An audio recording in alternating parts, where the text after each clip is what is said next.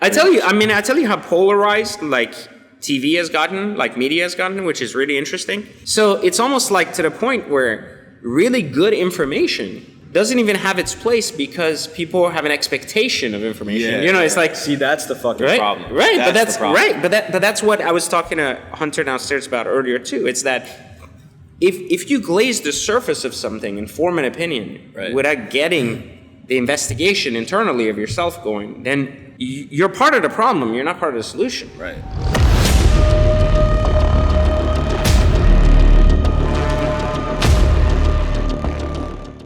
Like I told you this last time, they're not looking at the news to learn. Right. They're not even watching the news to have context or perspective. They're watching the news only to validate what they already believe. Imagine how dangerous that is. It's like, I heard something that told me that basically this was happening. Right. Now, I just glazed it. Someone mentioned something. Like JT said something in passing, like someone had this conspiracy theory about this, and I was like, yeah, I'm now seeking news about this conspiracy theory. Right. Instead of trying to get the facts about what happened to see if there is a conspiracy theory, I'm more concerned about who's validating this theory. And the issue is then you start getting into the gray area of news, which are the nobodies that want this information out, right?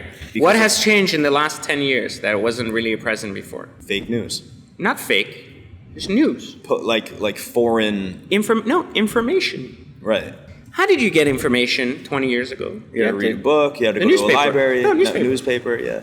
Like you woke up and you were like, there's a Washington Post in front of my doorstep. So it was a very small view of what's going on. It was also controlled. Right. Which is good. Information control is actually good. Let me tell you why. Because the population isn't intelligent enough to decipher good versus bad information. When you have a newspaper, you basically have information that went to the paper. Right. Someone had to review it and chose to print it. They either investigated, they didn't, they decided to throw a narrative. I'm not saying it's accurate information. I'm saying they still viewed the information and decided maybe this is outrageous, doesn't even make sense. You know, like, why would I even publish this, right? This is stupid. And they published or they didn't publish and made the decision. Today, anybody, regardless of their ties to anything, can publish information. Right, that's the thing. Well, so this is where I've said 100 times, this is a very dangerous thing. When you give the herd who has never earned a voice, then the herd's job is no longer to become an expert and earn their voice in something because you've already given them something. Right.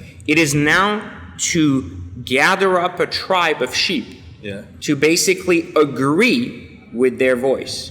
The issue in giving the herd a voice is that the herd's desire for wisdom doesn't exist. Yeah. So the problem is you can't really take that voice away. Well, right. So this is where it's too late. This is where social media changes. This is where it's not too late. This is where the transition is occurring right now. The herd basically is capable of forming a voice. Right. Those with the correct voices, and when I say correct, people who have earned their voice based on merit, based on data, based on reputation, based on doing, those guys need to start speaking louder. Yeah.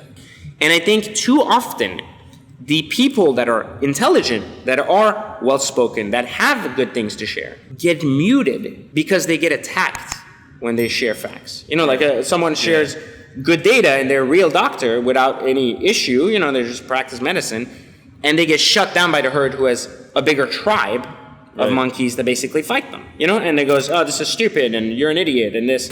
And the doctor's like, well, I'm not a social media expert. I don't care to be attacked on social media. I'm helping my way. You know, I'm not going to do this. And this barrier that the herd's created, basically saying, you're going to have to get through us before you get to the massive population. Yeah.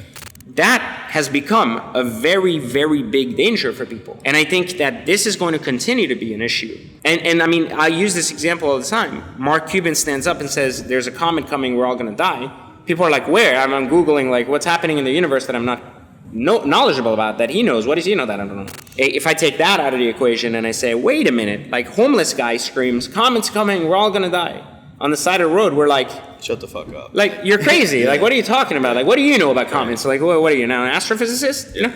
Now, here's what happens. In context, when we watch that guy on the side of the road, it's easy to say, what the hell are you talking about? You're holding a sign. You never did anything for a living. But behind the internet, we don't know who's behind the avatar. Yeah, exactly. And we don't know that homeless guy could have said something that triggered another 10 people who aren't homeless that are like, this makes a lot of sense.